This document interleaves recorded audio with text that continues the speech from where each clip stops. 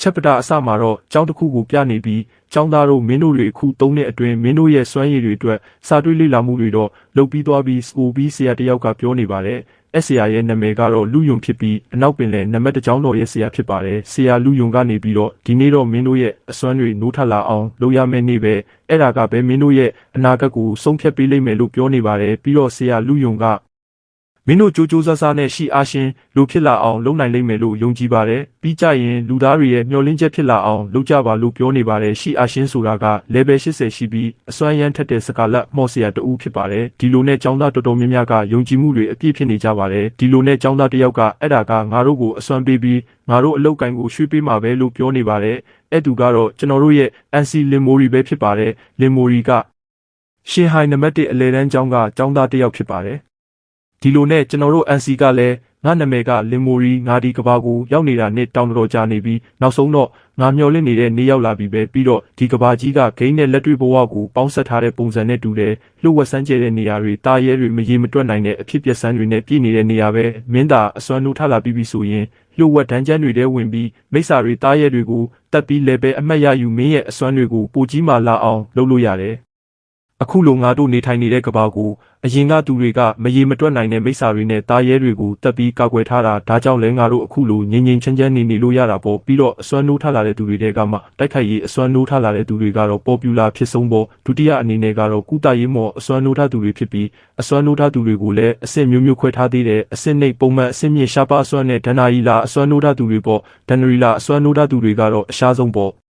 ဒီရှန်ဟိုင်းမြို့ထဲမှာတော့10နှစ်နေလို့တယောက်မတွေ့ရဘူးလို့ပြောနေပါတယ်အဲ့ချိန်မှာဆရာလူယုံကအစွမ်းနိုးထခြင်းမော်ဆက်ဝိုင်းအစင်သစ်ဖြစ်ပါပြီလို့ပြောနေပါတယ်အဲ့ချိန်မှာကျွန်တော်တို့ NC ရဲ့အခန်းဖော်ဖြစ်တဲ့ကောင်ရန်ကမိုရီမင်းဘလို့အစွမ်းမျိုးလိုချင်လဲလို့မေးနေပါတယ်မိုရီကလည်းဘာမှပြန်မပြောတော့ကောင်ရန်ကမင်းကလည်းရှက်မနေပါနဲ့ဟာငါကတော့စစ်တီတော်တယောက်ဖြစ်လာခြင်းနဲ့ငါခန္ဓာကိုယ်ပုံစံနဲ့ဆိုရင်စစ်တီတော်ကတော်တော်လိုက်ဖက်မှာပဲအဲ့ဒါဆိုငါကောင်မလေးတွေကိုကာကွယ်နိုင်ပြီလေမင်းနဲ့ရှိယူကလဲတန်းထဲမှာအမှတ်အများဆုံးသူတွေဆိုတော့အစွမ်းကောင်းကောင်းတွေနိုးထလာမှတေချာပါတယ်လို့ပြောနေပါတယ်အဲ့ဒါနဲ့တခြားသူတွေကလည်းရောက်လာကဟောင်းကောင်းရန်မင်းပါလို့လက်အလေးနဲ့စကားတော်ပြောနေတာလဲသူမင်းကိုဘာမှပြန်ပြောမှလည်းမဟုတ်ဖဲနဲ့လို့ပြောလိုက်တော့နောက်တစ်ယောက်ကလည်းဟုတ်တယ်သူကเจ้าမှာအတော်ဆုံးဆိုပေမဲ့အဲ့ဒါကအစွမ်းနိုးထတာနဲ့ဘာမှမဆိုင်ဘူးလေကွာအဲ့လိုလက်အလေးကပုံမှန်အစွမ်းပဲနိုးထလာလောက်တယ်လို့ပြောနေကြပါတယ်အဲ့ဒါနဲ့ကြောင်ရန်ကလဲမင်းတို့ကအဲ့လိုမပြောကြနဲ့လေကွာမိုရီကဒီတိုင်းစကားပြောရတာမကြိုက်တဲ့သူပါလို့ပြန်ပြောနေပါတယ်နောက်တစ်ဖက်မှာကလည်းဆရာလူယုံကဆရာဇန်အခုလိုကူညီပေးလို့ကျေးဇူးပါလို့ပြောနေပါတယ်ဆရာဇန်ကလည်းဘာမှမဖြစ်ပါဘူးဒါကငါတာဝန်ပဲလေလို့ပြောနေပါတယ်ဆရာဇန်ကတော့ level 50ရှိတဲ့မော်ဆဝန်ဆရာဖြစ်ပါတယ်အဲ့လိုနဲ့မူရီကလည်းအန်အားနေကအဲ့ဖိုးကြီးကတကယ်မော်ဆဝန်ဆရာပဲအဲ့ဒါကရှားပါစွမ်းရည်မလားလို့ပြောနေပါတယ်ခဏကြာတော့ဆရာလူယုံကငါနာမည်ခေါ်တဲ့ចောင်းသားတွေမော်ဆဝိုင်းထဲကိုဝင်လာပြီးအစွမ်းနိုးထအောင်လုပ်ရမယ်လို့ပြောနေပါတယ်ပြီးတော့ပထမဆုံးကတော့ဟူတုလို့ခေါ်လိုက်ပါတယ်ဟူတာကလည်းမော်ဆဝိုင်းထဲဝင်လိုက်ကသူ့ရဲ့စွမ်းရည်ကလက်သမားဆိုပြီးနိုးထလာပါတယ်ဒီလိုနဲ့ဟူတာကလည်းဟာကွန်ငါရဲ့အသက်မွေးဝမ်းကြောင်းကလက်သမားလားလို့ပြောနေပါတယ်အဲ့လိုနဲ့ចောင်းသားအုပ်စုတွေထဲကနေဟူတာကသူ့ရဲ့အလုတ်ကင်ကလက်သမားဖြစ်သွားတာပဲအဲ့ဒါကလည်းမဆိုးပါဘူးသူတာတေချာအစင်းမြင့်နိုင်ရင်မြင့်မြတ်သောလက်သမားဆိုတဲ့ဂုံပုတ်တောင်ရနိုင်တာပ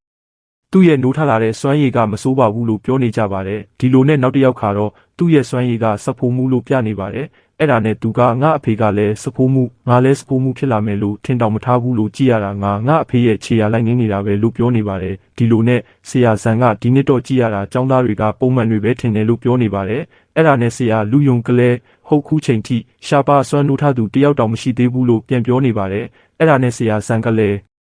ရှားပါအစွမ်းဟုတ်လားမင်းရဲ့ចောင်းသားတွေထဲမှာရှားပါအစွမ်းမနိုးထတာပဲနှစ်တောင်ရှိနေပြီလေတိုက်ခိုက်ရေးစွမ်းရည်ပါလာရင်တောင်ကန်ကောင်းလို့ပြောနေပါတယ်အဲ့ဒါနဲ့ဆရာလူယုံကလည်းဟုတ်ပါတယ်ဗျာဒီတစ်မျိုးလုံးမှာတော့မှရှားပါအစွမ်းနိုးထသူကတယောက်နှစ်ယောက်ပဲရှိတာကိုကျွန်တော်မျှော်လင့်တာအရန်များသွားတယ်ထင်တယ်လို့ပြောနေပါတယ်ခဏကြာသွားတဲ့အချိန်မှာတော့နောက်တစ်ယောက်ကရှီယူအလဲရောက်လာခဲ့ပါတယ်ဒီလိုနဲ့ရှီယူကလင်မိုရီနင်ကြည့်ထားဘသူကတကယ်အတော်ဆုံးလဲဆူတာပြမယ်လို့ပြောကာ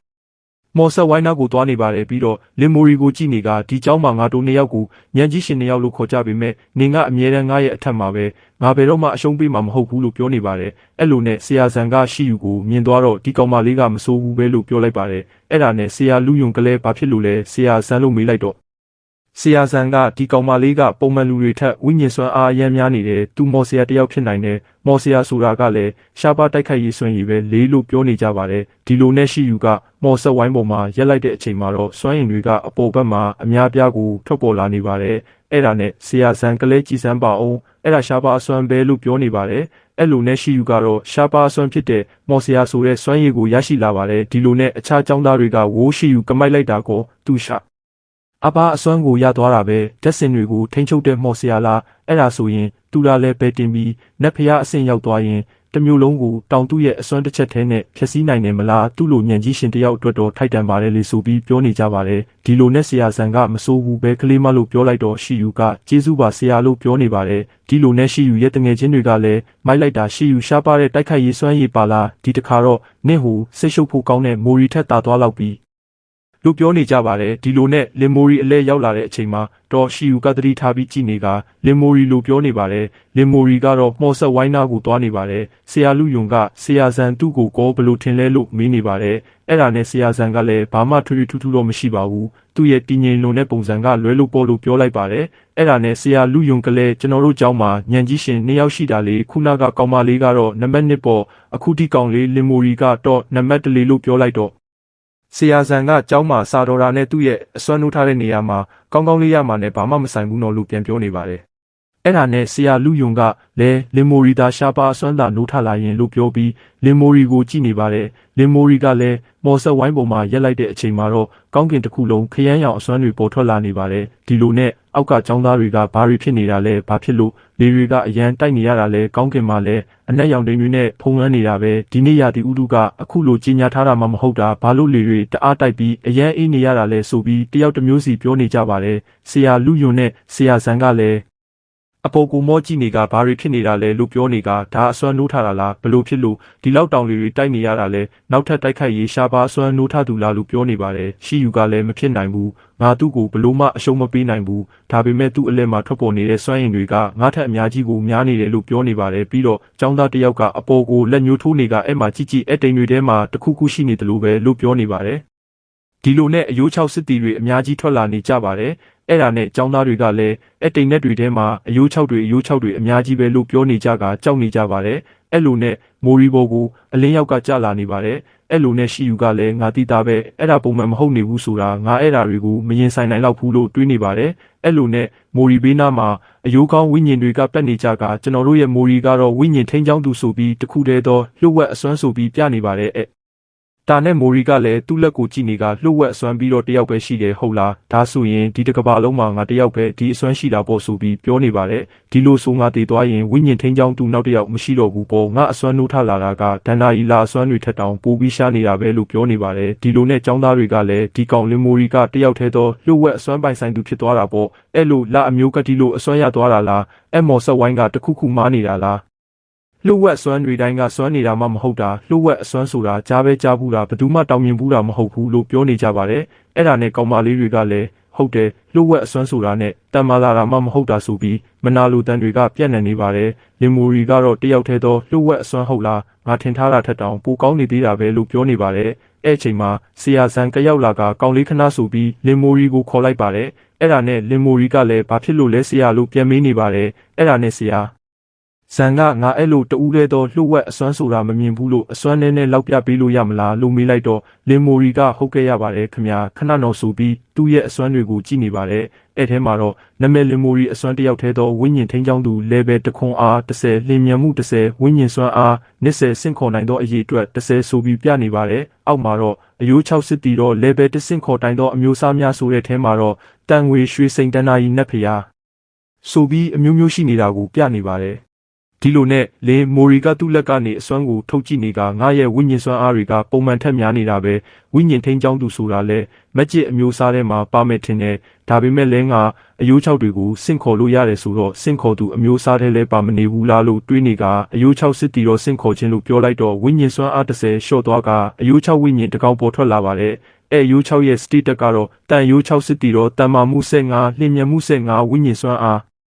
15ခွန်အား15ဆိုပြီးပြနေပါတယ်ဒီလိုနဲ့ကျောင်းကသူတွေအားလုံးကကြောက်နေကြကလင်မိုရီ တိန်နဲ့တွေတဲကအယိုး6ဆင့်ခေါ်လိုက်တာပဲတကယ်ကြီးဟာဆိုပြီးပြောနေကြကဆရာဆန်ကတော့ချက်ချင်းတိုက်ခိုက်လိုက်ပါတယ်အဲ့ဒါနဲ့တင်ရိုးချော်စစ်တီတွေအတိုက်ခိုက်ခံနေပါတယ်ပြန်တိုက်ခိုက်ပါမလား10စက္ကန့်အတွင်းမဖြေပါကအော်တိုပြန်တိုက်ခိုက်ပါမည်လို့ပြနေပါတယ်လင်မိုရီကလည်းအဲ့ဒါနဲ့အယိုး6စစ်တီကိုရက်လိုက်ဆိုပြီးပြောလိုက်ပါတယ်ဒီလိုနဲ့ဆရာဆန်ကလည်းတော်တော်တတိရှိတာပဲလို့ပြောလိုက်ပါတယ်ပြီးတော့လင်မိုရီတို့ကြည့်နေကငါကလည်းပဲ50နှစ်ဒီကောင်လေးလေဘယ်1အဲ့ဒါကိုသူ့ရဲ့အယိုး6ကငါ့ကိုတက်ချင်သေးတယ်သူ့လေဘယ်ကတဖြစ်ပေမဲ့သူ့ရဲ့အစွမ်းရဲ့အဆင့်ကကိုတော့မသိရဘူးသူ့ရဲ့အယိုး6ကကောသူလေဘယ်တက်ရင်လိုက်တက်လာမလားမသိဘူးဆိုပြီးပြောနေပါတယ်အဲ့လိုနဲ့လင်မိုရီတို့ကလည်းထွက်သွားနေကြပါတယ်အဲ့အချိန်မှာဂျောင်ယန်ကမိုရီငါအဲ့ဒါကိုကင်ကြည့်လို့ရမလားလို့မေးနေပါတယ်ပြီးတော့ဒီရဲ့အယိုး6ကတမလားလို့မေးလိုက်တော့လင်မိုရီကမင်းထက်တော့တမလောက်တယ်လို့ပြန်ပြောနေပါတယ်အဲ့ဒါနဲ့ဂျောင်ယန်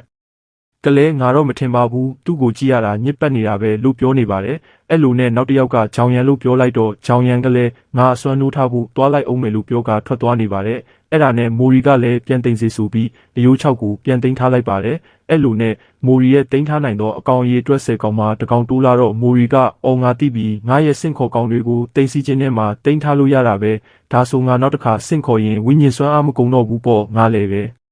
ဲတက်လာရင်လည်းနေရာကအများကြီးတိုးလာအောင်ပါပဲလို့တွေးနေပါတယ်ပြီးတော့ဟုတ်တယ်ငါလည်းပဲတင်ရမယ်တနေ့နေ့ကျရင်ငါနဂါးကိုတောင်စက္ကန့်ပိုင်းလေးနဲ့ပဲတက်နိုင်တဲ့အထိတန်မာရမယ်ဆိုပြီးတွေးနေပါတယ်အဲ့လိုနဲ့စွမ်းအားနှုတ်ထားပြီးပြန်လာတဲ့ကြောင်ရံကစွမ်းအားအမြင့်စစ်တီတော်ဆိုပြီးပြနေပါတယ်ပြီးတော့ငါမင်းကိုပြောတာပဲငါကစစ်တီတော်ဖြစ်မှာပါလို့တိုက်ပွဲမှာငါမင်းကိုကာကွယ်ပေးမယ်ငါကိုတက်ချင်တဲ့သူတွေဆိုအရင်ဆုံးမင်းကိုကြော်ဖြတ်နိုင်မှရမယ်လို့ပြောလိုက်တော့မိုရီကပြောင်ပြန်ကြီးမဟုတ်ဘူးလားလို့ပြောလိုက်တဲ့ဒါနဲ့ဂျောင်ယန်ကနောက်ဆုံးတော့မင်းစကားပြောပြီးပေါ့ငါကတမင်တက်တက်ရှောက်ပြောလိုက်တာကွာဟာဟာဆိုပြီးပြောနေပါတယ်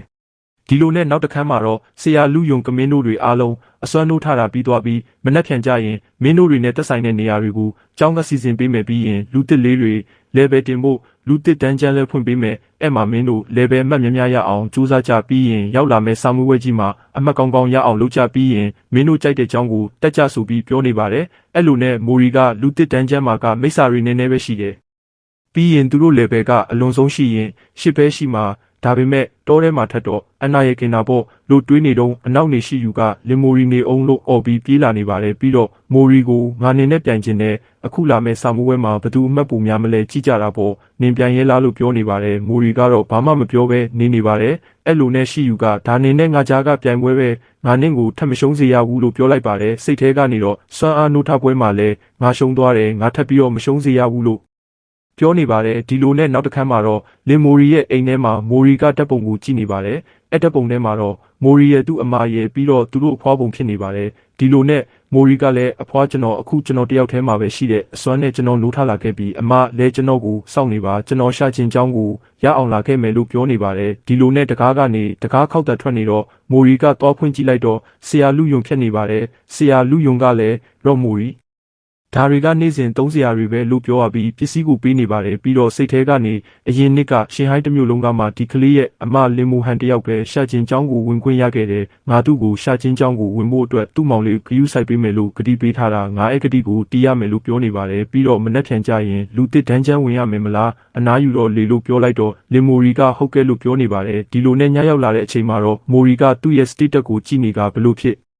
်လူရုပ်တရက်ကြီးလဲလို့ပြောနေပါတယ်အဲ့အချိန်မှာ system ကနေတင်ပြီးတူးရဲသောဝိညာဉ်ထိန်းချောင်းသူဖြစ်ပါသည်ယခုအခါမှာလည်းအစစ်မြစ်စွမ်းရည်တစ်ခုရဖို့လိုအပ်ချက်တွေပြည့်စုံသွားပါပြီစွမ်းရည်ကိုရွှေ့ပေးနေပါတယ်ဂုံယူပါတယ်တဲ့အတွက်ထူးခြားစွမ်းရည်ဖြစ်တဲ့ဒဏ်ရာလွှဲပြောင်းခြင်းစွမ်းရည်တစ်ခုကိုရရှိပါတယ်ဒဏ်ရာလွှဲပြောင်းခြင်းစွမ်းရည် level တစ်သိရဲ့ဒဏ်ရာများအားတင်ဆင့်ခေါ်ထားသောဆင့်ခေါ်ကောင်းများစီသို့လွှဲပြောင်းပေးလို့ရပါတယ်လို့ပြနေတော့မိုရီကငါးနက်ဖျားအဆင့်စွမ်းရည်တစ်ခုကိုရရှိလာတာပဲလို့ပြောကအဲ့အချိန်မိုရီကအယိုး6စစ်တီစင့်ခေါ်ခြင်းဆိုပြီးအယိုး6စစ်တီကိုစင့်ခေါ်လိုက်ပါတယ်ဒီလိုနဲ့ဝိညာဉ်စွမ်းအား10လျှော့သွားပါတယ်ဒီလိုနဲ့အယိုး6စစ်တီရဲ့ status ကလည်းအများကြီးဖြစ်သွားကတန်မာမှု85လင်းမြန်မှု85ဝိညာဉ်စွမ်းအား85ကိုခံအား85ဆိုပြီး status တွေကအများကြီးဖြစ်နေပါတယ်အဲ့ဒါနဲ့မိုရီကလည်းဒီအကောင်တွေရဲ့ status တွေက9ဆတောင်တက်သွားတာပဲဒီလိုဆိုငါရဲ့ဒဏ်ရာပြောင်းလဲခြင်းအစွမ်းနဲ့ဆိုရင်တော့ငါကိုလူတစ်တန်းချမ်းမှာဒဏ်ရာရအောင်မလုပ်နိုင်တော့ဘူးလို့ပြောနေပါတယ်ဒီလိုနဲ့နောက်တနေ့မှာတော့လူတစ်ဒန်းချမ်းရှိမှចောင်းသားចောင်းသူတွေကစုဝေးနေကြပါတယ်အဲ့အချိန်ဂျောင်ယန်ကမိုရီငါတို့အဖွဲကြမလားလို့ပြောနေပါတယ်အဲ့အချိန်မှာမိုရီကအဖွဲလိုက်လေပဲတင်းရင်ကြတယ် အဲ့ဒါကြောင့်တယောက်တည်းပဲတင်မလို့ဆိုပြီးပြောလိုက်တော့ကြောင်ရန်ကခွေကောင်မင်းငါကိုအထင်သေးနေတာလားငါကမင်းကိုတောင်းဆိုနေတာကိုမင်းကဘာစကားပြောတာလဲမင်းငါကိုဘာမှမတက်ဘူးထင်နေတာလားလို့ပြောနေပါတယ်အဲ့ဒါနဲ့ရှိယူကလည်းလင်မိုရီပြောတာဟုတ်တယ်အဖွဲလိုက်နဲ့ကလဲပဲတက်တာနှီးတယ်လေဘယ်တွေကိုအဖွဲသားတွေနဲ့ခွဲယူရတာဆိုတော့အခုငါတို့ကလူတစ်ဒန်းချမ်းဆိုတော့တယောက်တည်းနဲ့အဆင်ပြေတယ်အဲဒန်းချမ်းကလည်းလေဘယ်30ပဲရှိတာကိုအဲ့ထက်မြင့်ရင်တော့အဖွဲလိုက်မှာပိုအဆင်ပြေလိမ့်မယ်ဆိုပြီးပြောနေပါတယ်အဲ့လိုနဲ့ဆရာလူယုံကရှီယူနဲ့မိုရီကလွဲလို့ကြံတဲ့သူတွေအားလုံးကအဖွဲလိုက်နဲ့မှဝင်ရမယ်တော့တယောက်တည်းနဲ့လေဘယ်တင်မယ်လို့လုံးဝစိတ်မကူးပါနဲ့ပြီးကြရင်အတန်းဖော်ချင်းချင်းဘဲလေးဟုတ်တယ်မလားလို့ပြောနေပါတယ်တခြားចောင်းသားတွေကလည်းသူတို့ကဘာလို့အဖွဲနဲ့သွားစီရမလို့တာလဲလို့ပြောနေကြပါတယ်အဲ့ဒါနဲ့ဆရာလူယုံကရှီယူကရှာချင်းကျောင်းဝင်ခွင့်ဖြေဆိုမဲ့သူဆိုတော့သူ့ရဲ့ level ကမြင့်နေဖို့လိုတယ်ပြီးကြရင်သူကတက်စင်မော်ဆရာဆိုတော့ကိစ္စမရှိဘူးလင်မိုရီကတော့ငါလဲသူ့ရဲ့စွမ်းရည်အကြောင်းဘာမှမသိဘူးဘလောက်ထိစွမ်းအားများလဲဆိုတာလည်းမသိဘူးအဲ့ဒါကြောင့်မင်းတို့သူ့ရဲ့အကူလုပ်ချင်နေဆိုရင်လည်းသူ့ကိုမေးကြည့်ကြပေါ့သူလက်ခံမလားဆိုတာလို့ပြောလိုက်ပါတယ်အဲ့ဒါနဲ့ကောင်းမလေးတွေကလည်းငါအယိုး6တွေကိုကြောက်တယ်ဟုတ်တယ်ငါလဲကြောက်တယ်ဆိုပြီးပြောနေကြပါတယ်လင်မိုရီကအဲ့ချိန်မှာဆရာလူယုံကျွန်တော်လဲရှာချင်းကျောင်းဝင်ခွင့်ကိုဖြေဆိုမှာပါလို့ပြောလိုက်ပြီးစိတ်ထဲကနေတော့အဲ့ဒါကြောင့်ငါတယောက်တည်း level တင်ဖို့လိုတယ်လို့ပြောနေပါတယ်အဲ့ဒါနဲ့ဆရာလူယုံကစိတ်ပူပြီးတော့မင်းရှာချင်းကျောင်းကိုရှောက်ဖို့ဘလောက်ခက်လဲမသိဘူးလားဝင်ခွင့်စာမှုဝဲမတိုင်ခင်အနည်းဆုံးတော့ level 7ရှိနေရမယ်တေချာချင်းရင်တော့ level 15လောက်မှရတာမင်းအမဝင်ခွင့်ဖြေတော့ကသူ့ရဲ့ level က16တော့ပြီးရင်တစ်ပတ်ထဲနဲ့ level 7ရောက်ဖို့ဆိုတာမလွယ်ဘူးနော် level 16ဆိုပိုတော့မလွယ်ဘူးပြီးကြရင်ဒီရဲ့လူတစ်ဒန်းချမ်းမှအခါမိစ္ဆာတွေတားရဲတွေက level 8ကအမြင့်ဆုံးပဲအဲ့တော့ level 7ရောက်အောင်လုပ်ဖို့ဆိုတာမဖြစ်နိုင်ဘူးတခြားပါတွေပြင်ဆင်ရအောင်မလဲဆိုတာပြောဖို့တောင်မလိုတော့ဘူးထင်တယ်လို့ပြောလိုက်ပါတယ်အဲ့ဒါနဲ့လင်မိုရီကလည်းကျွန်တော်လုံနိုင်မှာတေချာပါတယ်လို့ပြောလိုက်ပါတယ်အဲ့ဒါနဲ့ဆရာလူယုံကလည်းကောင်းပြီဆိုပြီးစိတ်ထဲကနေတော့ဒီကောက်နာမှာလှုပ်ဝက်အစွမ်းရှိနေတာဆိုတော့သူရရင်ရသွားနိုင်တာပဲလို့ပြောနေပါတယ်အဲ့အချိန်မှာရှီယူကလင်မိုရီကိုကြည့်နေကငါတို့ဘသူ level မြင်မြန်တက်မလဲဆိုတာပြိုင်ကြတာပေါ့ဆိုပြီးဒန်းချမ်းထဲကိုဝင်သွားပါတယ်မိုရီကတော့တော်တော်ကိုပြိုင်ဆိုင်ခြင်းစိတ်များတာပဲလို့ပြောနေတာသူလဲလူတစ်ဒန်းချမ်းထဲကိုလိုက်ဝင်သွားပါတယ်ဒန်းချမ်းထဲလည်းရောက်ရောငါမနေ့ကအယိုး6စစ်တီတကောင်ဆင့်ခေါ်လိုက်တော့ဝိညာဉ်စွမ်းအား30ကုန်သွားတယ်ငါပြန်ပြီးတရားထိုင်နေတော့စိတ်ဝိညာဉ်စွမ်းအား40တိုးလာခဲ့တယ်အခုငါနောက်ထပ်အယိုး6စစ်တီ4ကောင်ဆင့်ခေါ်လို့ရတာပဲဆိုပြီးအယိုး6စစ်တီတွေကိုဆင့်ခေါ်နေပါတယ်ဆင့်ခေါ်လို့လဲပြီးတော့သွားတိုက်ကြမိစ္ဆာတွေကိုရှာပြီးသွားတက်ကြလို့ပြောလိုက်တော့အယိုး6စစ်တီတွေကလည်းတဟုန်ထိုးပြေးသွားကြပါတယ်ခဏကြာတော့အယိုး6စစ်တီတွေကမိစ္ဆာတွေကိုတတ်နေတော့မိုရီကလည်းပဲအမှတ်တွေရနေပါတယ်အဲ့လိုနဲ့လင်မိုရီကဒီလိုလဲရတာလားဆိုပြီးမြေပုံပေါ်ကနေအယိုး6ရှိတဲ့နေရာတွေကိုမြင်နေရပါတယ်ပြီးတော့မိုရီကအယိုး6စစ်တီတွေမိစ္ဆာတကောင်ကိုကြံခဲ့တာပဲလို့ပြောနေပြီးတော့ကွက်တီပဲဒါဆိုရင်ငါရဲ့အစွမ်းတစ်ကိုစမ်းတက်ရမယ်ဆိုပြီးကျွတ်မိစ္ဆာကိုဝိညာဉ်လောင်ကျွမ်းစေဆိုပြီးတိုက်ခိုက်ပါတယ်ကျွတ်မိစ္ဆာကလဲတန်းတည်သွားတော့ဝိညာဉ်ကိုတိုက်ခိုက်တာကိုကာလို့မရဘူးဘယ်ဒီကောင်တစ်ချက်တည်းနဲ့တည်သွားတာပဲငါမှအစွမ်းနဲ့မျိုးပဲရှိပေမဲ့တော်တော်လေးမိုက်တာပဲလို့ပြောနေပါတယ်ဒီရဲ့ဝိညာဉ်ထိန်းချောင်းသူအစွမ်းကဘယ်ဒန်ရီလာအစွမ်းတွေထပ်မစိုးမနှိပ်ဘူးလို့ပြောနေရင်နဲ့ထပ်ပြီး level တက်သွားက level 3ရောက်သွားပါတယ်အဲ့လိုနဲ့လင်မိုရီကလည်းအယိုး6စစ်တီတွေကိုဆက်ပြီးဆင့်ခေါ်နေပါတယ်ဒီလိုနဲ့မိုရီဆင့်ခေါ်လိုက်တဲ့အယိုး6စစ်တီတွေကတွေ့ရတင်ချိုင်းသားမဆိုင်ဆိုပြီးလိုက်တက်နေတာ level ခွန်မိစ္ဆာကိုတော့တစ်ချက်တည်းနဲ့တက်ပြစ်နေကြကမိုရီကတော့ level အမှတ်တွေအများကြီးရရှိနေပါတယ်ဒီလိုနဲ့မိုရီက level 4ဖြစ်သွားကလူတစ်တွေအတွက်အချိန်7နာရီပေးထားတယ်အခုက4နာရီရှိပြီးတော့ငါလဲ level 4ရောက်နေပြီးကြည့်ရတာနောက်ထပ်1နာရီဆိုရင်ငါလည်းပဲ9လောက်ရောက်သွားမယ်ထင်တယ်ဒီလူတစ်ဒန်းချမ်းကနေထွက်တဲ့အချိန်ငါလည်းပဲဒါ8ရောက်သွားရင်တော့ငါရှန်ဟိုင်းမြို့ပြင်ထွက်ပြီးလေဘယ်အမြင့်မိစ္ဆာတွေကိုလိုက်တက်ရမယ်ဆိုပြီးပြောနေပါတယ်ဒီလိုနဲ့ဒန်းချမ်းအပြင်ဖက်မှာတော့ဆရာလူယုံကလူကြီးမင်းရှိကတိကိုတမိရဲ့အဆင့်ကိုကြည့်ဖို့လာတာလားခင်ဗျားလို့မေးနေပါတယ်ရှိလူကြီးမင်းဆိုတာကရှိမီသားစုရဲ့ခေါင်းဆောင်ရှိယူရဲ့အဖေဖြစ်ပါတယ်အဲ့ဒါနဲ့ရှစ်တောင်ရန်ကကျွန်တော်သမီးကိုဒီနှစ်တွေအတွင်းမှာဂယုဆိုင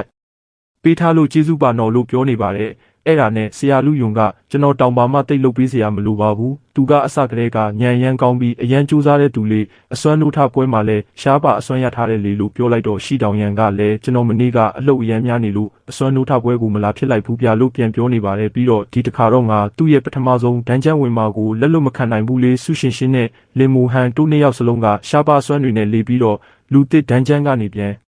ထွက်လာတဲ့အချိန်လဲနှစ်ယောက်စလုံးက level 9ရောက်နေတာလေရှိယူလဲသူတို့လိုပဲ level 9ဖြစ်မယ်ထင်တယ်သူကငငယ်လေးကလေးကပြိုင်ဆိုင်ရတာကြိုက်တဲ့သူဆိုတော့လေလို့ပြောလိုက်တော့ဆရာလူယုံကဟုတ်တယ်ကျွန်တော်တို့တွေသူတို့ရဲ့ပထမဆုံးဒန်းချမ်းမှာ level ဘယ်လောက်နဲ့ထွက်လာမလဲဆိုတာကိုကြည့်ုံနဲ့နောက်ရက်နည်းနည်းမှာ level ဘယ်လောက်ရောက်မလဲခံမှန်းကြည့်လို့ရတယ်လေတကယ်လို့ရှိယူတာ level 9လောက်နဲ့မှမထွက်လာရင်ရှာကျင်ကျောင်းကိုဝင်ခွင့်အောင်ဖို့ကနည်းနည်းတော့ခတ်သွားလိမ့်မယ်နော်လို့ပြောလိုက်ပြီးစိတ်ထဲမှာဒါတော့လင်မိုရီကောလည်းပဲဘယ်လောက်နဲ့များပြန်ထွက်လာမလဲမသိဘူးဆိုပြီးပြောနေပါတယ်ဒန်ဂျန်ဝင်ဖို့အချိန်ကိုကျွန်တော်တို့က7နာရီပေးထားတယ်7နာရီပြည့်တာနဲ့သူတို့အားလုံးတွားသူပြန်ထွက်လာလိမ့်မယ်ကျွန်တော်တို့သူတို့တွေ level ဘယ်လောက်တွေနဲ့ထွက်လာမလဲစောင့်ကြည့်ကြတာပေါ့လို့ပြောလိုက်ပါတယ်အဲ့ဒါနဲ့ရှိကြောင်ရန်ကကျွန်တော်ကြားတာဆရာတို့ကျောင်းမှာလှုပ်ဝက်အစွမ်းနဲ့နိုးထလာတဲ့သူရှိတယ်ဆိုဟုတ်လားလို့မေးလိုက်တော့ဆရာလူယုံကဟုတ်တယ်ဗျသူကလင်မိုရီလေသူ့ရဲ့အစွမ်းကဝိညာဉ်ထိန်းချုပ်သူတဲ့ကျွန်တော်လည်းတစ်ခါမှမမြင်ဘူးတော့အစွမ်းကြီးလားမကြီးလားကိုမသိသေးပါဘူးဗျသူ့ရဲ့အမကလင်မိုဟန်လေးတကယ်လို့ရှိယူတာရှာကျင်ချောင်းကိုဝင်ခွင့်ရရင်သူ့ကိုစောင့်ရှောက်ပေးဖို့ပြောကြည့်ပေါ့လို့ပြောနေပါတယ်လင်မိုရီကတော့ဒန်ဂျန်ထဲမှာ level ခွန်ဝဝင်မိတ်စာတွေကိုတော့တစ်ချက်တည်းနဲ့တက်နေပြီး level အမှတ်တွေအများကြီးရရှိနေပါတယ်ပြီးတော့မိုရီကဒီအယိုး6တွေကငါနဲ့မီတာ900အထိတော့ရတာပဲအဲ့မီတာ900အတွင်းထဲမှာတော့ငါ့ကိုဘယ်သူမှထီလို့မရဘူးအခုလဲ8နာရီလောက်ရှိတော့မယ် level 8မိတ်စာတကောင်တောင်မတွေ့သေးပါလားတခြားသူတွေလည်း level ဘယ်လောက်ရောက်နေကြပြီလဲမသိဘူးလို့ပြောနေပါတယ်အဲ့လိုနဲ့မိုရီကသူတို့တကောင်တက်တာနဲ့ငါ level အမှတ်100ခိုင်နှုန်းတိုးလာတာပဲသူတို့ကအကောင်100တက်လိုက်ရင်ငါလည်းပဲတက်ပြီးပေါ့အခုမှခဏလေးပဲရှိသေးတယ်10ခိုင်နှုန်းတောင်တိုးလာပြီးပဲလို့ပြောနေပါတယ်နိုင်ဝက်လောက်ကြာသွားတော့မိုရီက level တက်သွားကသူ့စတိတက်မှာနာမည်လင်မိုရီ level 2အစွမ်းဝိညာဉ်ထိန်းချောင်းသူတန်မာမှု20ရှာအင်မြတ်မှု20စိတ်ဝိညာဉ်စွမ်းအား40ကိုကာယ20သိမ့်ဆယ်နိုင်မှု20မှာ6កောင်သိမ်းထားသည်ဆိုပြီးပြနေပါတယ်အဲ့လိုနဲ့လင်မိုရီကငါနောက်ထပ်ငါ level 2အယိုး6ကိုစင့်ခေါ်ကြည့်မယ်ဆိုပြီးစင့်ခေါ်လိုက်တဲ့အချိန်မှာတော့အဲ့ level 2အယိုး6ရဲ့ state ကတန်မာမှု125လျင်မြန်မှု125ဝိညာဉ်စွမ်းအား125ကိုကာယ125ဆိုပြီးပြနေပါတယ်အဲ့ဒါနဲ့လင်မီကသူတို့ရဲ့ state က8ဆလောက်တိုးသွားတာပဲဒါတောင်အစပဲရှိသေးတယ်လို့ပြောနေပါတယ်နောက်တော့အယူ6စစ်တီတွေကမိစ္ဆာတွေကိုလိုက်တက်နေတော့ level အမှတ်တွေအများကြီးရရှိနေပါတယ်ဒီလိုနဲ့ရှေ့ဆက်သွားနေကတစ်ပင်တွေအများကြီးရှိတဲ့နေရာကိုရောက်လာပါတယ်အဲ့အချိန်မှာတစ်ပင်ရိုးကမိုရီကိုလာရိုက်လိုက်ပါတယ်မိုရီကလည်းဒဏ်ရာလွဲပြောင်းခြင်းအစွမ်းပွင့်သွားကဒဏ်ရာမရပဲဖြစ်သွားပါတယ်ဒီလိုနဲ့အရှိကိုကြည့်လိုက်တော့တစ်ပင်အကြီးကြီးကိုတွေ့နေကဒါက level 8မိစ္ဆာပဲလို့ပြောလိုက်ပါတယ်တစ်ပင်မိစ္ဆာရဲ့ state တက်မှာတော့သူ့ဘေးနားကဖြစ်သွားတဲ့အရာတိုင်းကိုတိုက်ခိုက်ပါတယ်လို့ရေးထားပါတယ်အဲ့ဒါနဲ့မိုရီကလည်းဒါကလူတစ်ဒန်ဂျန်တွေက level အမြင့်ဆုံးမိစ္ဆာပဲအခုငါရဲ့အယိုး6တွေကလည်းအဆင့်မြင့်နေပြီးသူတို့ရဲ့ခွန်အားကလည်း200ခွန်အားရှိနေပြီဆိုတော့မင်းဘလောက်ခံနိုင်မလဲကြည့်ရတာပေါ့ဆိုပြီးစင့်ခေါ်ကောင်တွေနဲ့တွားတိုက်ခိုက်လိုက်ပါတယ်ပြီးတော့တစ်ချက်တည်းနဲ့မသေးဘူးပဲလို့ပြောနေပါတယ်ခဏကြာတော့တစ်ပင်မိစ္ဆာလည်းတည်သွားပြီး level အမှတ်160ရသွားကကြည့်ရတာ4ချက်ခုတ်ရတာပဲဒါကငါ့ကို level တင်ဖို့အချိန်များကြီးတက်တာစီမှာပဲလို့ပြောနေကဒီမှာအဲ့တစ်ပင်မိစ္ဆာတွေတရကြောတောင်ရှိတာဆိုတော့ငါလည်းပဲတင်ဖို့ရွှေတွင်းကြီးကောက်ရထားတယ်လို့ပဲဆိုပြီးစင့်ခေါ်ကောင်အယိုးချော်တွေကတစ်ပင်တွေကိုတိုက်ခိုက်ဖို့ပြေးသွားနေကြပါတယ်ဒီလိုနဲ့တစ်ပင်မိစ္ဆာတွေကိုတက်က level အမှတ်160 level အမှတ်160ဆိုပြီးအများကြီးရနေပါတယ်ခဏကြာသွားတော့ဒန်ဂျန်တွေကနေလူတယောက်ပြန်ထွက်လာနေကဆရာတွေကတော့သူတို့ပြန်ထွက်လာခြင်းရင် level 10မိစ္ဆာတွေနဲ့ပြည့်နေတဲ့တောကနေထွက်လာမှရမှာလေသူကဘလို့ဖြစ်လို့အချိန်မပြည့်သေးပဲစောစောထွက်လာတာလဲလို့ပြောနေကြပါတယ်ဒီလိုနဲ့ပြန်ထွက်လာတာကမိုရီဖြစ်နေတော့ဆရာလူယွန်းကမင်းမလို့စောစောပြန်ထွက်လာတာလဲလိုက်ပြောလိုက်တော့မိုရီကကျွန်တော်အားလုံးကိုတက်လိုက်ပြီးလို့ပြန်ဖြေလိုက်ပါတယ်အဲ့ဒါနဲ့ဆရာလူရင်ကလည်းအံ့ဩနေကမိုရီမင်း level ခွန်တောင်ရောက်သွားတာလားပြီးတော့မင်း level ခွန်ကို10နာရီထဲနဲ့ရောက်သွားတာလားလို့ပြောနေတော့မိုရီကအထဲကမိစ္ဆာတွေကကျွန်တော် level တင်ဖို့မလုံးလောက်လို့မဟုတ်ရင်ကျွန်တော် level 8ရောက်နေလောက်ပြီလို့ပြောလိုက်ပါတယ်ပြီးတော့ဆရာလူယွန်ကျွန်တော် level တင်ဖို့ရှင်ဟိုင်းမြို့အပြင်ဘက်ကိုတွားလို့ရမလားပြလို့ပြန်မေးလိုက်ပါတယ်အဲ့လိုနဲ့ဆရာလူယုံကလေးအခုလိုလူတစ်တန်းချမ်းတဲ့ကမိစ္ဆာတွေကို10နာရီအတွင်းအကုန်တက်ဖြစ်တယ်ဆိုတာကြားတောင်မကြဘူးသေးဘူးမဟုတ်မှလွယ်ရောသူ့ရဲ့ဝိညာဉ်ထိန်းချုပ်သူအစွမ်းကြောင့်များလားလို့တွေးနေတော့မိုရီကဆရာလူဆိုပြီးလက်ခပြနေပါတယ်အဲ့အချိန်မှာဆရာလူယုံကအေးပါငါသဘောတူတယ်မင်းကိုတွားခွင့်ပေးမယ်အခုတော့အနားယူနေလိုက်အောင်မင်းရဲ့အတန်းဖော်တွေထွက်လာတဲ့အချိန်ငါတို့မင်းကိုပို့ပေးဖို့စီစဉ်ပေးမယ်လို့ပြောလိုက်ပါတယ်အဲ့လိုနဲ့ဆရာတွေကလည်းအဲကျောင်းသားကဘာလို့အစောကြီးပြန်ထွက်လာတာလဲပြဿနာတစ်ခုခုဖြစ်သွားတာလားသူတန်ရလဲမရထားဘူးကောသူကဘာလို့တယောက်တည်းထွက်လာတာလဲသူ့ရဲ့အဖွဲသားတွေကိုဆရာလူယုံဘာတွေဖြစ်နေတာလဲလို့မေးနေပါတယ် အဲ့ဒါနဲ့ဆရာလူယုံကလည်းဂုံယူစွာနဲ့အဲ့ကောင်လေးကလူတစ်ဒန်းချမ်းတဲကလည်းပဲရှင်းမိတ်စာတွေအကုန်လုံးကိုရှင်းလင်းခဲ့တဲ့လင်မိုရီလေးလို့ပြောလိုက်တော့အကုန်လုံးကအံ့ဩကုန်ကြပါတယ်ပြီးတော့လှုပ်ဝက်အစွမ်းကအရန်ပိုက်တာပဲဟုတ်တယ်ကြည့်ရတာတော့ဝိညာဉ်ထိန်းချောင်းသူအစွမ်းကရှားပါအဆင့်တွေအားလုံးထက်တောင်ကျော်တဲ့ဒန်နရီလာအစွမ်းတွေနဲ့တောင်ရှင်းလို့ရလောက်တယ်ငါတော့တခါမှဒန်နရီလာအစွမ်းကိုမမြင်ဘူးတော့မသိပေမဲ့ရှားပါစွမ်းတွေအားလုံးထက်တော့အများကြီးတာနေတယ်လို့ပြောနေကြပါတယ်ဆရာလူယုံကလည်းဒီကလေးမှာတော့တောက်ပတဲ့အနာဂတ်ကစောင့်ကြိုနေတော့မှာပဲငါတို့တွေသူ့ရဲ့အနာဂတ်ကိုတော့စိတ်ပူနေစရာမလိုတော့ဘူးပြီးရင်သူတို့သာရှာချင်းချောင်းကိုဝင်ခွင့်ရရင်သူတို့ဂရုစိုက်နိုင်မှာပါလို့ပြောလိုက်တော့ရှာချောင်ရန်ကရှီယူကပင်ငယ်လေးကလေးကအပြိုင်ဆိုင်လုပ်ရတာကြိုက်တဲ့သူဆိုတော့သူစိတ်ထိခိုက်မှာဘဲကြောက်နေရတယ်လို့ပြောလိုက်တော့ဆရာလူယုံကပြုံးလေးနဲ့ဒါကပထမဆုံးအကြိမ်မှမဟုတ်တော့တာခင်များလူကြီးမင်းအလုပ်လုပ်နေတဲ့အချိန်တော့တွင်ဒီသုံးနှလုံးလင်မိုရီကရှီယူထက်အမြဲတမ်းတဆင့်တာနေတာလေးလို့ပြောလိုက်တော့ရှာချောင်ရန်ကငါ့ကိုသူဒါမျိုးတစ်ခါမှမပြောဘူးပဲလို့စိတ်ထဲကနေပြောနေပါတယ်ဒီလိုနဲ့နောက်တစ်ခါမှာတော့ကျွန်တော်တို့ရဲ့မိုရီကငါအယိုး6စစ်တီတွေကိုနစ်ဆက်လေးကောင်းထိဆင့်ခေါ်ပြီးသွားပြီးဒါပေမဲ့ငါခွန်ဆယ်ထိဆင့်ခေါ်လို့ရတယ်ဆိုတော့အကုန်ပြည့်ဖြည့်ဖို့အချိန်တော့နည်းနည်းပေးရမှာပဲဆိုပြီးပြောနေပါတယ်ဒီလိုနဲ့နည်းနည်းကြာတော့ရှီယူကပြန်ထွက်လာကဒီတစ်ခါတော့ငါလင်းမိုရီကိုရှုံးစရာအကြောင်းမရှိတော့ဘူးလူတစ်ဒန်းချမ်းထဲမှာတော့ငါလည်းပဲငါရောက်လာခဲ့ပြီးလင်မိုရီပဲမှာလဲလို့ပြောနေပါတယ်ပြီးတော့လင်မိုရီကိုတွေ့သွားတော့အံ့ဩသွားကဟန်တူပဲချိန်ကလေးကထွက်လာတာလဲနေပါအောင်ဆိုပြီးလင်မိုရီရဲ့စတေတက်ကိုကြည့်လိုက်တော့လေဘယ်ကခုန်ဖြစ်နေခါတော့ဘလို့ဖြစ်လို့သူ့လေဘယ်ခုန်ဖြစ်နေရတာလဲဆိုပြီးစွန့်အနေပါတယ်ရှီယူအဖေကလည်းရှီယူလို့လှမ်းခေါ်လိုက်တော့ရှီယူကအဖေဘလို့ဖြစ်လို့ဒီကိုရောက်နေတာလဲလို့ပြောနေကစိတ်ထဲကနေတော့အကောင်မိုရီဘလို့လှုပ်လိုက်လို့လေဘယ်ခွရောက်နေရတာလဲဆိုပြီးပြောနေပါတယ်ဒီလိုနဲ့ရှီယူအဖေကသမီးအဲ့ကောင်လေးနဲ့ပြိုင်နေတာလားလို့မေးလိုက်တော့ရှီယူကသူ့သမီးရဲ့အထက်မှာပြရှိနေတာ30တိုက်ပဲလို့ပြောလိုက်ပါတယ်အဲ့ဒါနဲ့ရှီယူအဖေကလည်းအဖေကူညီလို့လားလို့မေးလိုက်တော့ရှီယူကမလို့ဘူးဒါသမီးရဲ့ကိစ္စပဲကိုဘာသာကိုဖြေရှင်းမယ်လို့ပြောလိုက်ပါတယ်အဲ့ဒါနဲ့ရှာယူဖေကလည်းဟာအင်းပါဒါပေမဲ့သမီးကိုအဖေတခုပြောပြရအောင်မယ်သူက10နာရီထဲနဲ့ဒန်းချမ်းကနေပြန်ထွက်လာတာတော့ပြီးတော့လေဘယ်8မိစ္ဆာတွေအားလုံးကိုတက်လိုက်တာလေလို့ပြောလိုက်တော့ရှီယူကမျက်လုံးပြူးသွားကလေဘယ်8မိစ္ဆာတွေအားလုံးကိုတက်ပစ်တယ်ဟုတ်လားငါတောင်လေဘယ်ခုမိစ္ဆာတွေရှိတဲ့နားအထိပဲရောက်တာလေလေဘယ်8မိစ္ဆာတကောင်တောင်မတွေ့ဘူးပြီးတော့10နာရီထဲနဲ့ပြန်ထွက်လာတယ်ဟုတ်လားမိစ္ဆာတွေတော့ကိုရှိနေရင်သူလေဘယ်8ရောက်သွားမှာပေါ်လို့ပြောနေပါတယ်ဒီလိုနဲ့နောက်တစ်ခါမှာတော့ဂျောင်ယန်ကမိုရီကိုအတင်းဖက်နေကမင်းဘလို့လေဘယ်ခွန်ရောက်သွားတာလဲမိုရီအမဟုတ်ဘူးဆရာကြီးကျွန်တော်ကိုလေဘယ်တင်ဖို့ကူညီပေးပါလို့ပြောနေပါတယ်အဲ့ဒါနဲ့မိုရီကလည်းနောက်တစ်ခါမှပေါ်လို့ပြောလိုက်တော့ဂျောင်ယန်ကလည်းပျော်သွားကဟုတ်ပြီးမနှက်ဖြန်ကြရင်ကျောင်းဝင်ပေါက်နားမှာစောင့်နေမယ်လို့ပြောလိုက်ပါတယ်အဲ့လိုနဲ့နောက်တနေ့မှာတော့မိုရီကမရောက်လာတော့ဂျောင်ယန်ကကျောင်းရှိနားကနေဆရာလူယုံဂျောင်ယန်ကောလို့မေးလိုက်တော့ဆရာလူယုံကသူလားသူမျိုးအပြင်ထွက်သွားတယ်လို့ပြောလိုက်ပါတယ်အဲ့ဒါနဲ့ဂျောင်ယန်ကမိုရီမင်းကကိုလိမ့်နေပေါ့မင်းကငါနဲ့တိုက်ခိုက်ဖို့စိတ်ခေါ်တယ်ဆိုပြီးအော်နေပါတယ်အဲ့ဒါနဲ့ဆရာလူယုံကလည်းတော်လိုက်ပါတော့မင်းနိုင်တာလည်းမဟုတ်ဖ ೇನೆ လို့ပြောလိုက်ပါတယ်လင်မိုရီကတော့ရှန်ရှာအင်ပါယာကူတန်းရောင်းဝယ်မှုစင်တာမှာမှတ်ပုံတင်နေပါတယ်မပုံတင်ပြီးသွားတော့ငါပါကွက်တွေများယူလို့ရလဲဆိုပြီးကြည့်နေကကွက်တွေကဝက်ဝနဲ့ရဲ့အမွေတစ်ခုကိုရွှေစာ30သားရဲ့အယိုးတစ်ခုရွှေစာ20မြက်ပင်စိမ်းရဲ့အမြင့်ရွှေစာ90ဆိုပြီးပြနေပါတယ်နောက်တစ်ခုခါတော့ level 14ကွက်ဖြစ်ပြီးခက်ခဲမှုအဆင့်အိမ်မက်ဆိုးနဲ့ဂေါဘလင်ဘီရင်ရဲ့နှလုံးသားကိုရယူပါရွှေစာ1000ရရှိမယ်လို့ပြနေပါတယ်အဲ့ဒါနဲ့မိုရီကလည်းဒီတစ်ခုကတော့စိတ်ဝင်စားဖို့ကောင်းတာပဲလို့ပြောနေပါတယ်ဒီလိုနဲ့ကွက်တွေကခက်ခဲမှုအဆင့်အမျိုးမျိုးရှိနေကပုံမှန်ခက်ခဲမှု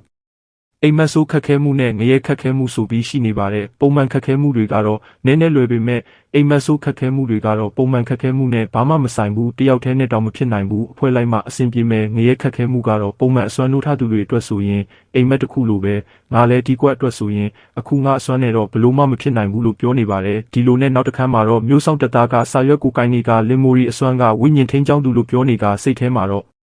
့ဝိညာဉ်ထိန်းချောင်းသူဟုတ်လားတခါမှတော့မကြားဘူးမင်းတို့เจ้าကလည်းလေဘယ်ခုံမဲရှိတဲ့ကောင်လေးကိုဘာလို့များအပြင်ထွက်ခွင့်ပေးလိုက်တာလဲလို့ပြောနေပါတယ်ပြီးတော့မျိုးဆောင်ကမင်းဝင်ထွက်ခွင့်ကတ်ကတော့အဆင်ပြေတယ်မင်းအခုရှန်ရှာအင်ပါယာတဲ့ကိုဝင်ထွက်ခွင့်ရသွားပါပြီဒါပေမဲ့အပြင်မှာကမိစ္ဆာတွေအများကြီးရှိတယ်နော်အထူးသဖြင့်ညအချိန်မှာဂယုစိုက်နေပါတခုခုအန္တရာယ်ဖြစ်တာနဲ့တန်းပြန်လာခဲ့ပါမင်းရဲ့လုံခြုံမှုကငါတို့အတွက်ဦးစားပေးပဲလို့ပြောလိုက်ပါတယ်အဲ့ဒါနဲ့မိုရီကလည်းဟုတ်ကဲ့ကျေးဇူးပါလို့ပြန်ပြခေါ်လိုက်ပါတယ်ဒီလိုနဲ့လင်မိုရီလဲမြို့အပြင်ရောက်လာကဒီနေရန်ကတော်တော်ထူးခြားတာပဲမြို့အတွင်းနဲ့မြို့အပြင်ကလည်းတခြားစီပဲဒီကနေတောင်မိစ္ဆာကောင်တွေရဲ့အော်တန်တွေကိုကြားနေရတယ်လေထဲမှာတွေလည်းတွေးနံတွေကပြည့်နေတယ်လို့ပြောနေပါတယ်ခဏကြာတော့ဂေါဘလင်တကောင်ကမိုရီကိုတိုက်ခိုက်ဖို့အနောက်ကနေချောင်းနေပါတယ်အဲ့ဒါနဲ့မိုရီကလည်းအဲ့ကောင်ကိုတွားတက်လိုက်ဆန်းဆိုပြီးအယိုးချော်စစ်တီကိုဆင့်ခေါ်လိုက်ပါတယ်အဲ့အချိန်မှာဂေါဘလင်ကခုံဝင်လာနေကဂေါဘလင်ရဲ့ level ကတော့10ဖြစ်နေပြီး ခွန်အား100နှစ်ဆဲလျင်မြန်မှု90ဝိညာဉ်စွမ်းအား90ကိုကာယ90ဆိုပြီးပြနေတော့မိုရီက level 10ဟုတ်လားငါရဲ့အယူ6စစ်တီတွေထက်အများကြီးကိုအားနေတာပဲလို့ပြောနေပါတယ်အဲ့အချိန်မှာဂေါဘလင်ကအယိုး6စစ်တီရဲ့ခေါင်းကိုရိုက်လိုက်တဲ့အချိန်မှာတော့အယိုး6စစ်တီကဘာမှမဖြစ်သွားတော့ကျောင်းနေကအယိုး6စစ်တီကတော့ဂေါဘလင်ကိုပြန်ပြီးဓာတ်နဲ့ခုတ်ပစ်လိုက်ပါတယ်ဒီလိုနဲ့ကျန်တဲ့အယိုး6စစ်တီတွေကဂေါဘလင်တွေနားကိုပြေးသွားနေကြပါတယ်လင်မိုရီကတော့သူ့ရဲ့ဆင့်ခေါ်ထားတဲ့အယိုး6စစ်တီတွေကဂေါဘလင်တွေကိုတတ်နေတာကိုကြည့်နေပြlevel တွေလည်းအများကြီးရနေက level 10ဂေါဘလင်တွေကဘာမှမဟုတ်ပါလို့ပြောနေကဒီအမြန်နှုန်းနဲ့ဆိုရင်ဝင်ခွင့်စာမှုဝဲကြီးမလာခင်ငါ level 15ရောက်လောက်တယ်လို့ပြောနေပါတယ်ပြီးတော့ငါအမကဝင်ခွင့်မတိုင်ခင် level 16ရောက်ထားတာသူဘယ်လိုလုပ်လဲမသိဘူးလို့ပြောနေပါတယ်စိတ်ကူထဲမှာမိုရီရဲ့အမကမိုရီဒီနေ့ပါစားခြင်းလဲမမချက်ကျွေးမယ်နော်လို့ပြောနေတာကိုမြင်အောင်တွေကကျွန်တော်ရှိခြင်းအကြောင်းကိုရအောင်လာခဲ့မယ်လို့ပြောနေပါတယ်ဒီလိုနဲ့မိုရီရဲ့ level က10ရောက်လာကခွန်အား100လျင်မြန်မှု100ဝိညာဉ်စွမ်းအား300ကိုကာယ100ဆင့်ခေါ်နိုင်သောအရေးအတွက်100မှာအကောင်း40ဆင့်ခေါ်ထားသည်ဒဏ်ရာလွဲပြောင်းခြင်းစကေးနဲ့ဝိညာဉ်မိတောက် level 10ကြီးအဆင့်ရိုး6စစ်သည် level 10ကိုဆင့်ခေါ်နိုင်မှာပြီလို့ပြနေပါတယ်ပြီးတော့လင်မိုရီက level 10ရောက်လာကငါလည်းပဲတက်လာတဲ့အချိန်ဝိညာဉ်စွမ်းအားကအယံများလာပေမဲ့တခြားဟာတွေကတော့ပုံမှန်တက်လာနေတာပဲအဲ့ဒါကြောင့်တခြားသူတွေပြောကြတာ level 10ရောက်ရင်ကြီးကြီးမားမားပြောင်းလဲမယ်ဆိုတာဒါပဲနေမှာငါရဲ့အစွမ်းကလည်းမော့အစွမ်းနေပါတဲဆိုတော့ငါရဲ့ဝိညာဉ်စွမ်းအားအများကြီးတိုးလာတာနေမှာပြီးတော့ငါဒီလောက်မြန်မြန်လေဘယ်တက်လာမယ်လို့မထင်ထားဘူးငါရဲ့စကေးတွေကလည်းလေဘယ်အများကြီးတက်လာတယ်အခုဆိုငါကြေးရိုး6စစ်တီတော်ကိုစင့်ခေါ်လို့ကနေပြီလို့ပြောနေတာကြေးရိုး6စစ်တီတော်ကိုစင့်ခေါ်လိုက်ပါတယ်ကြေးရိုး6စစ်တီရဲ့ state တစ်ထဲမှာတော့ခွန်အား1500လျင်မြန်မှု1500ဝိညာဉ်စွမ်းအား1500ကိုကာယ1500စကေးကတော့အပြင်ခုတ်ချက်ဒမ်းမေးနေရရာခိုင်နှုန်းပိုများပါမယ်တစ်ခါ3မိတိုင်းကြာချိန်ခူးတောင်း10မိနစ်စောင့်ရပါမယ်လို့ရေးထားပါတယ်အဲ့ဒါနဲ့မိုရီကလည်းဒီစစ်တီတော်တွေနဲ့ဆိုရင်ဒီနေရာမှာအေးဆေးဖြစ်ပြီးလို့တွေးနေပါတယ်ပြီးတော့ဟိုကြည့်ဒီကြည့်လောက်ကဒီနေရာမိစ္ဆာတွေလည်းကုံသွားပြန်ပြီးထင်တယ်လို့ပြောနေပါတယ်အဲ့အချိန်မှာပဲမိုရီနာကိုများတစ်ချောင်းပြန်လာကမိုရီရဲ့ရင်ဘတ်ကိုစိုက်သွားပါတယ်အဲ့အချိန်မှာပဲဒဏ်ရာလွဲပြောင်းခြင်းစကေးပွင့်သွားကအယိုး6စစ်တီကိုဒဏ်ရာပြောင်းပေးသွားပါတယ်အဲ့လိုနဲ့မိုရီရဲ့အရှိကိုလူတယောက်ပြေးလာကမိုရီကတော့သူလောက်တာလားမဟုတ်ဘူးသူကလောက်ကြံတက်ဖြတ်သူ assassin ပဲငါ့ကိုတိုက်ခိုက်တာကမြားသမားပဲဖြစ်ရမယ်လို့ပြောနေပါတယ်အဲ့အချိန်မှာအဲ့လူတယောက်ကမိုရီနဲ့အယိုး6စစ်တီကြားကနေဖြစ်ပြေးသွားပါတယ်ဒီလိုနဲ့မိုရီတို့အရှိမှာတော့မြားသမားတယောက်နဲ့မော်ဆရာတယောက်ကလာနေပါတယ်အဲ့အချိန်မှာမိုရီကဒီကောင်တွေဘလို့မှ assassin ကိုဖမ်းမိမှာမဟုတ်ဘူးလို့ပြောနေတာများကိုဆွဲထုတ်နေပါတယ်အဲ့လိုနဲ့မော်ဆရာကassassin ကမြန်နေဟာပျောက်သွားပြီလို့ပြောနေကနောက်များသမားကမိုရီကိုကောင်လေးဒီနားမှာ assassin တယောက်ကိုတွေ့သေးလားလို့မေးလိုက်ပါတယ်အဲ့အချိန်မှာကျွန်တော်တို့ရဲ့NC လင်မိုရီကမင်းရဲ့များငါကိုလာမှန်ထားတာတောင်းပန်ဆန်းလို့ပြောလိုက်ပါတယ်အဲ့လိုလေးနဲ့ပဲပတ်ဝန်းလေးလဲပြီးသွားပါတယ်ခင်ဗျာဒီဟာလေးကိုမကြိုက်ရင်လည်းကွန်မန့်မှာပြောပြပေးလို့ရပါတယ်ကျွန်တော်တခြားဟာပြောင်းတင်ပေးပါမယ်ခင်ဗျာအခုလိုကြည့်ရှုအားပေးခဲ့တဲ့တယောက်ချင်းစီတိုင်းကိုကျေးဇူးအများကြီးတင်ပါတယ်ခင်ဗျာနောက်ပိုင်းတွေကိုလည်းစောင့်မျှော်ကြည့်ရှုအားပေးပါအောင်တော့အဆင်ပြေမယ်ဆိုရင်ကျွန်တော်ကို like နဲ့ subscribe လေးလည်းလုပ်ပေးသွားကြပါအောင်ခင်ဗျာ comment လေးတွေလည်းကြိုက်တဲ့ comment လေးတွေပေးသွားလို့ရပါတယ်ခင်ဗျာ